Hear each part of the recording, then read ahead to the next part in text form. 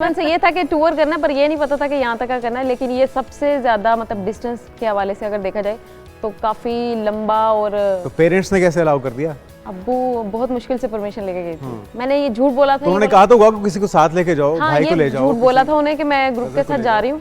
जब मैं बटग्राम मेरी पहली रात का स्टे था, तो मैंने वहाँ कॉल की, मुझे थोड़ा खौफ आ रहा था कमरे से। मैंने कहा मैं अकेली हूँ, कोई भी नहीं, मेरे साथ फ़ोन पे बात कर लो बस। तब थोड़ी डांट पड़ी, उसके बाद फिर उन्होंने हौसला दिया, ऑल गुड।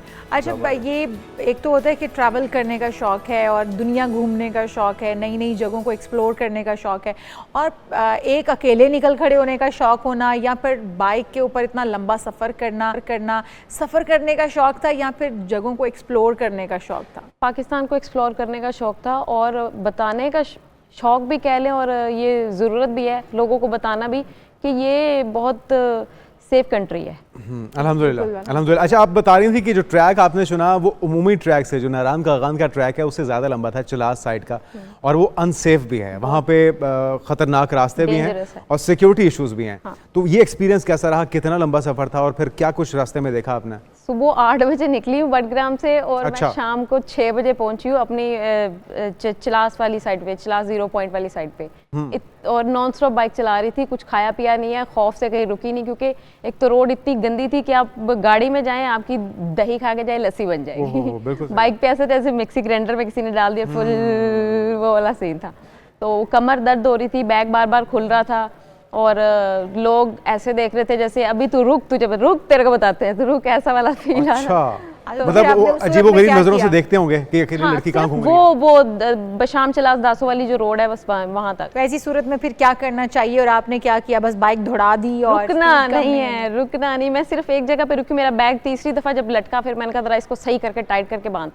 तो वो शदीद गर्मी थी, आप चिलास वाली साइड पे जाते हैं ना तो आपका रंग तबाह हो जाता है। तो मैं फौरन हेलमेट उतारा, ये जैकेट उतारी और टी शर्ट पहनी थी मैं बैग बांध रही हूँ। मैंने देखा मुझे 2-4 लोग ना बड़ा अजीब सी नजरों से देख रहे थे। तो वो लड़की की सिक्स सेंस भी बड़ी तेज होती है इस मामले में। मुझे थोड़ा खौफ आया ना, मैंने कहा भाड़ में जाए बैग। मैंने वैसे जैसे रस्सियां थी वैसे ही बांधी, जैकेट पहनी, हेलमेट पहना, फिर मैं 0 पॉइंट पे जाके ब्रेक लगाई। मैंने बाइक नहीं रोकी वहाँ पे। अच्छा, ये पुरखतर रास्ता भी है, ऊंची नीची ढलवानें भी होती होंगी, तो जो बाइक आप यूज़ कर रही हैं, क्या लोगों को मशवरा देती हैं कि यही लेकर जानी चाहिए, ये सेफ़ है ऐसे रास्तों पर चलाने में? और अगर खुदा ना खास्ता टायर पंचर हो जाए या फ्यूल ख़त्म हो जाए, तो ऐसी सूरत में क्या करती हैं? क्या अपने साथ अपनी चीज़ें रखी भी होती हैं आपने? टैंक फुल रखती हूँ हमेशा, कभी भी ये नहीं कि 1000 का 2000 का नहीं, टैंक फुल रखना है। और अच्छा, फिर भी तो रास्ते में खत्म हो सकता है, और करीब तरीन कोई पेट्रोल पंप बैकअप के लिए कुछ आपने?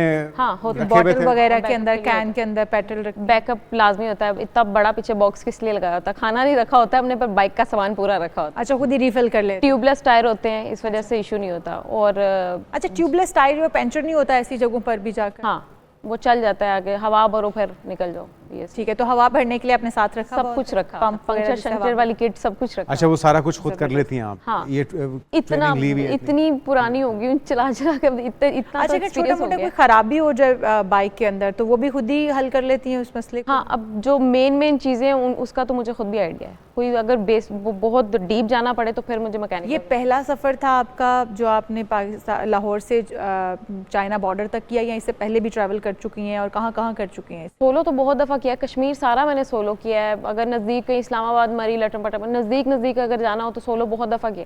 ये बहुत दूर वाला सफ़र था और ये सोलो पहली दफ़ा किया। लाहौर से ऑनवर्ड बाइक पे, बिल्टी नहीं करवाई मैंने। जो बाइकर्स जाना चाहते हैं अभी भी, और जो शौक़ रखते हैं लेकिन हिम्मत नहीं कर पा रहे, वो लड़कियां या वो लड़के, उनको क्या मशवरा देना चाहेंगी कि ये कितने पुरखतर रास्ते हैं, इनसे घबराना है, नहीं घबराना, स्पीड कम करनी है, कहाँ से ज़्यादा पुरखतर है, कहाँ फिर जाके नॉर्मल हो जाता है, क्या उनको सजेशन देना चाहेंगी?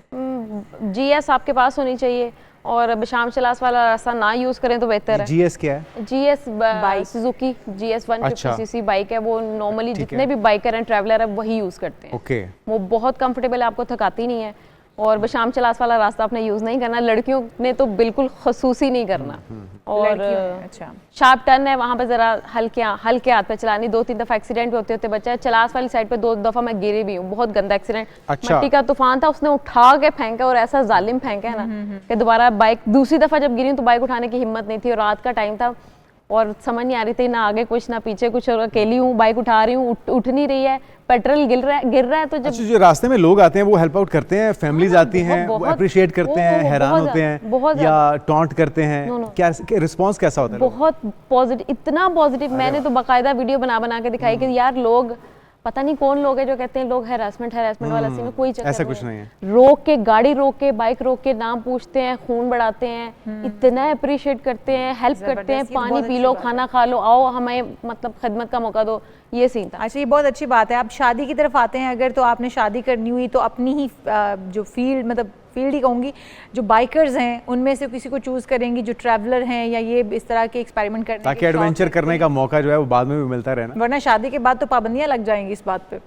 ये तो अल्लाह के फैसले हैं, मैं तो कुछ नहीं कह सकती, जो मिल गया। नहीं, प्लान यही है कि शादी के बाद भी ये जो आपका शौक है इसको जारी रखना है या फिर सुकून की जिंदगी गुजारने का प्लान है? अगर हस्बैंड परमिशन देंगे तो पैशन कोई नहीं छोड़ता, अगर ससुराल वाले परमिशन देंगे तो गुड, नहीं तो फिर छोड़। बिल्कुल सही। अच्छा, ये बताइए कि पाकिस्तान की खूबसूरती, ये तो पूरी दुनिया इसकी मुख्तलिफ है, आपको सबसे खूबसूरत जगह कौन सी लगी? रास्ते कितने खूबसूरत थे और कहाँ पे दिल करता था कि अब रुक के यहाँ पे थोड़ा टाइम गुजारा जाए? ऐसी कितने मकामात, कौन कौन सी जगह? नारान बहुत प्यारा है, पता नहीं कौन लोग हैं जो कहते हैं नारान में कुछ नहीं है, बहुत खूबसूरत है।